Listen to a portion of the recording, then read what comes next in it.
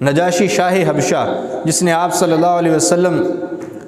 کی دعوت کو قبول کیا، ایمان لایا، صحابہ نے جب حبشہ کی جانب ہجرت کی تھی تو صحابہ کا بڑا اس نے اکرام کیا اور یہ کہا کہ میں محمد صلی اللہ علیہ وسلم پر ایمان لاتا ہوں، اور آپ صلی اللہ علیہ وسلم تک میرا عاجزانہ پیغام پہنچانا کہ یا رسول اللہ صلی اللہ علیہ وسلم اگر امور سلطنت نہ ہوتے تو میں ضرور قدم بوسی کے لیے حاضر ہوتا، میرے لیے دعائے مغفرت فرما دیں۔ تو نجاشی شاہ حبشہ، اس کا واقعہ لکھا ہے کہ اس کا جو باپ تھا نا وہ بادشاہ تھا، وہ بھی بادشاہ تھا، اور یہ نجاشی اپنے باپ کی اکلوتی اولاد تھی۔ حبشہ کے لوگوں نے یہ سوچا کہ یہ اکلوتا بیٹا ہے، اس کا باپ یعنی بادشاہ مر جائے گا، پیچھے نجاشی اکیلا ہے، جب یہ بھی مر جائے گا تو پھر بادشاہت کس کے پاس جائے گی، دنگے فساد ہوں گے، تو کیوں نہ نجاشی کا جو چچا ہے بادشاہت اس کو دے دی جائے، اس کے 12 بیٹے ہیں تو ان میں بادشاہت چلتی رہے گی لمبا عرصہ۔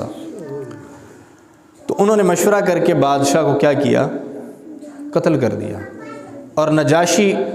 اپنے چچا کے زیر کفالت آ گیا۔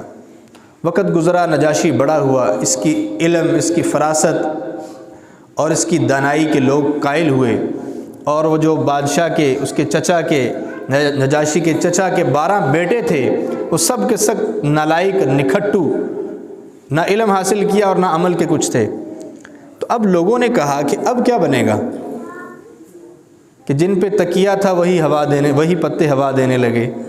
کہ وہ جن پہ ہم نے بھروسہ کیا تھا کہ یہ 12 لوگ ہیں، بادشاہت ان میں چلتی رہے گی، تو یہ تو سارے کیا ہیں، یہ تو نکھٹو ہیں۔ تو اب دوبارہ مشورہ ہوا، انہوں نے کہا کہ بھلائی اسی میں ہے، تمہارے ملک کی بھلائی اسی میں ہے کہ تم نجاشی کو دوبارہ تخت پر بٹھا دو۔ تو جب نجاشی کا چچا فوت ہوا تو سب نے مشورے کے ساتھ نجاشی کو کیا کیا، تخت پہ بٹھا دیا۔ پہلے مشورہ یہ ہوا کہ اس کو تخت سے اتارنا ہے، اب اسی کو تخت پہ بٹھا رہے ہیں۔ یہ سارے امور کس کی جانب سے ہیں، اللہ کی جانب سے ہیں۔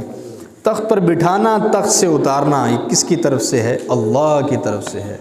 میرے اللہ کا امر ہے، میرے اللہ کا ارادہ ہے۔